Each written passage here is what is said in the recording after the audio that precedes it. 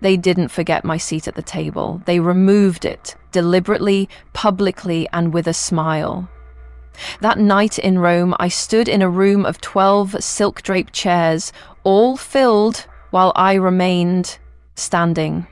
Not a mistake, a message. I could have cried. I didn't. Instead, I walked out, and in 30 minutes, I dismantled everything they'd spent a lifetime building. But this story doesn't begin with revenge. It begins with a woman who believed love could earn her a place in a family that never intended to keep her. My name is Anna Whitmore, and this is how I took my power back. Boston was buzzing with the city's most elite, but inside the ballroom of the Four Seasons, Anna Whitmore was calm, commanding, and completely in control. 33, sharp-eyed and sharper-witted, she moved like a conductor orchestrating a flawless symphony of florals, lighting, hors d'oeuvres, and soft jazz. Guests arrived and were instantly immersed in elegance. No one asked who made it happen, and that was exactly how Anna liked it. They never know your name, just that everything feels perfect. That's my job, her voice played in a crisp voiceover. That evening at the Boston Children's Gala, she met him. Graham Whitmore, tall, composed, and exuding the effortless charm of old money. He extended his hand with a grin that suggested he never had to try hard. "So, you're the woman who made this look like a palace?" Anna didn't flinch.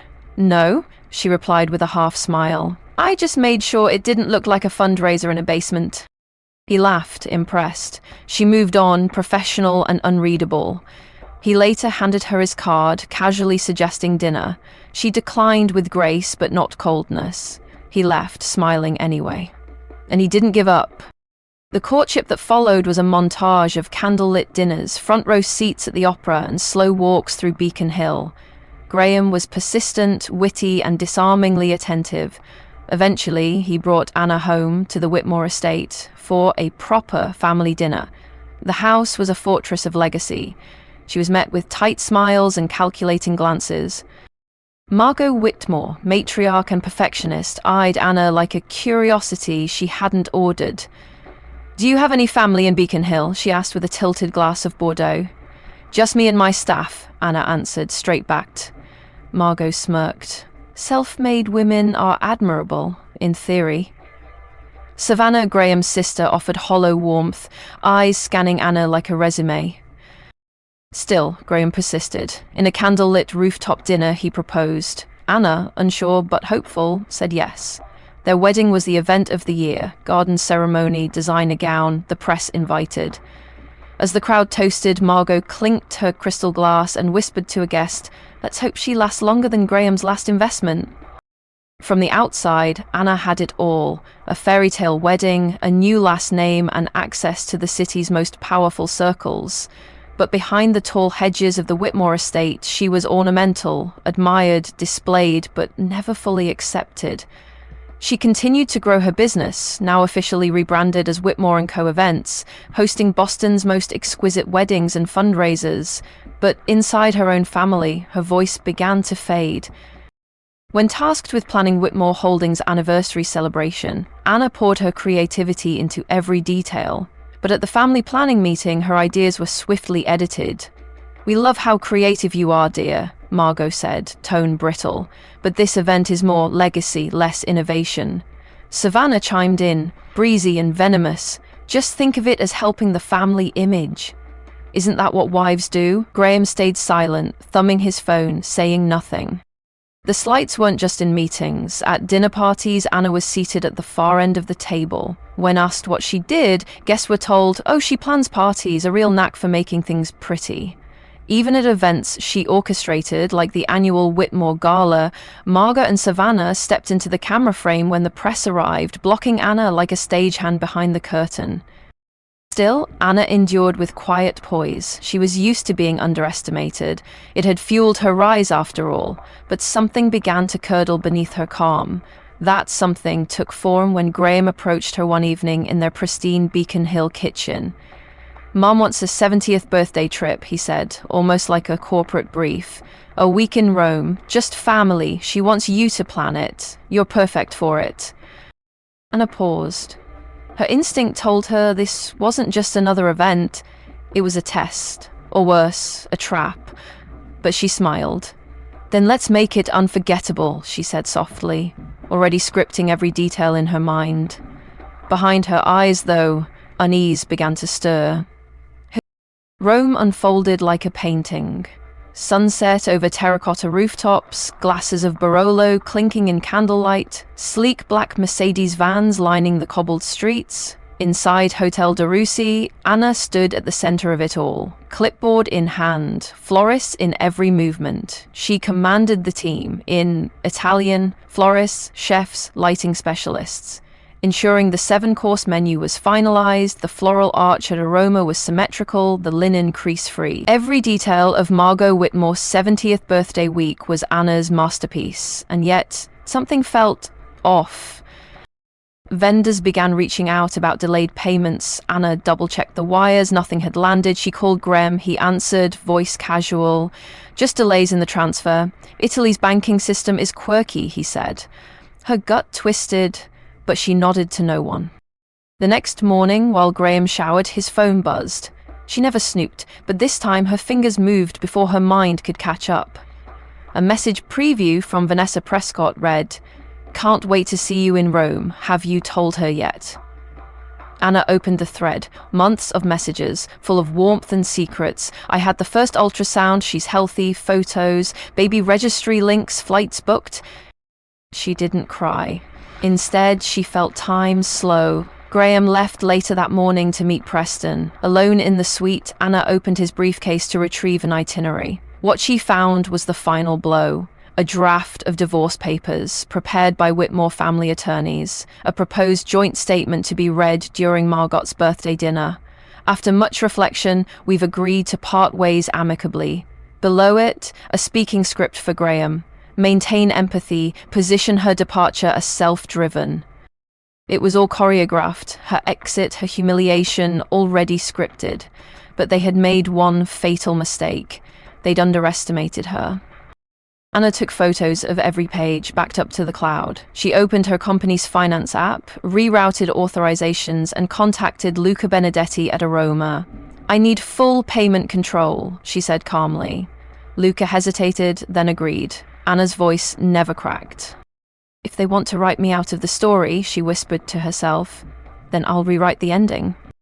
The morning of Margot's birthday arrived with blue skies and quiet resolve. Anna woke early, moved through the hotel like a shadow. She checked the arrangements at Aroma one final time. White peonies in low vases, place cards with gold calligraphy, a custom 3-tier cake flown in from Florence. Everything perfect, everything set. She stood on the restaurant terrace alone, the Colosseum in the distance, her hands trembling slightly. Then her gaze hardened. That evening, the Whitmores gathered in the hotel lobby, dressed in finery. Graham chuckled with Margot, arm looped casually around her as if the week hadn't been a slow suffocation. Anna stood apart, dressed in sapphire silk, a storm hiding behind elegance. At the restaurant, the lighting was warm, the view breathtaking. The family entered first. Anna walked in last. The table, round, elegant, had 12 chairs, not 13. No place card for her, no seat, no mistake. Margot turned with faux concern. "Oh, is something wrong?" Graham, not missing a beat, smiled. "Oops, guess we miscounted." The table laughed, soft, knowing, rehearsed. Anna stood still, absorbing the final act of their long-planned exclusion. Then she said it, voice calm, crystalline. "Seems I'm not family." She turned and left. No scene, no tears, just silence. Across the street, she entered a quiet cafe, ordered an espresso, and opened her phone. One by one, she cancelled every reservation, every booking funded through her business. Aroma revoked payment, the yacht at Amalfi cancelled, Villa Moretti released, vineyard tours gone, deposits rerouted back to her account. She uploaded contracts, financial records, messages, and photos to her lawyer, Rachel Kim, with a single subject line, "Time to release the strings." 30 minutes later, inside Aroma, Luca approached the table with quiet authority. I'm afraid your card is declined. We'll need alternate arrangements or we cannot proceed. Margot's hand flew to her necklace. Graham grabbed his phone, red-faced. Anna never picked up. The aftermath unfolded with surgical silence. At Aroma, amid untouched dessert plates and stunned expressions, Margot unclasped her Bulgari bracelet and handed it to Luca Benedetti as a temporary guarantee. No one said a word. The grand Whitmore image, once airbrushed and impenetrable, now cracked under candlelight. Back at Hotel de Russie, tension buzzed like static. Graham's phone lit up non-stop with alerts, payment rejections, frozen accounts. Somewhere in the chaos, a notification from his private banker flashed. Account flagged for investigation. Offshore activity under review. While the family scrambled, Anna had already packed. No scene, no confrontation, just silence and efficiency. She left her suite with a single carry-on, the same way she'd arrived. At Fiumicino Airport, she boarded her flight in a sleek cream pantsuit, sunglasses hiding eyes that had seen enough. First class, upgraded with miles she'd earned planning their lavish vacations. Rome faded behind her like a final chapter. In Boston, she moved into a modest but sun-drenched apartment in Beacon Hill. She filled the space with soft lighting, fresh flowers, and silence, her own kind of luxury. Her phone buzzed again and again. Graham. We need to talk. You embarrassed the whole family. Dad is having chest pains. This is your fault. She read them without reply. Instead, she compiled every document, hidden contracts, bank records, that rehearsed divorce script. She sent them to her attorney, Rachel Kim. Rachel responded almost immediately. With this, you'll walk away untouched. Let them drown. At the office, Anna removed the gold-plated plaque that read Whitmore & Co. Events and replaced it with a new one, Whitmore Events. Same brand, different story. A quiet erasure of the man who once tried to erase her. Days later, Graham arrived at her office, disheveled and desperate. Vanessa is pregnant, we're getting married, but I can't go down with the ship. Anna stood tall, her voice even. You lied, betrayed, and tried to erase me. Now I'm just making that official. She turned away, ending a marriage that had already expired long ago. Whitmore Holdings collapsed in slow, public agony. The Boston Globe ran a headline, Whitmore Empire under federal investigation, fraud allegations mount. Board members resigned, stocks plummeted. And Margot? Quietly removed from 3 prestigious charity boards to protect institutional reputation.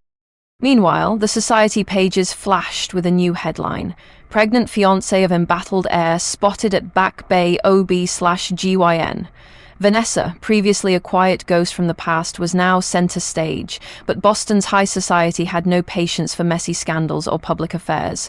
Whispers swirled like smoke at every luncheon. Anna, however, soared. Her integrity, discretion, and flawless execution made her the most in-demand event planner on the East Coast. When an A-list actress announced her wedding on the Amalfi Coast, she insisted on one name, Anna Whitmore.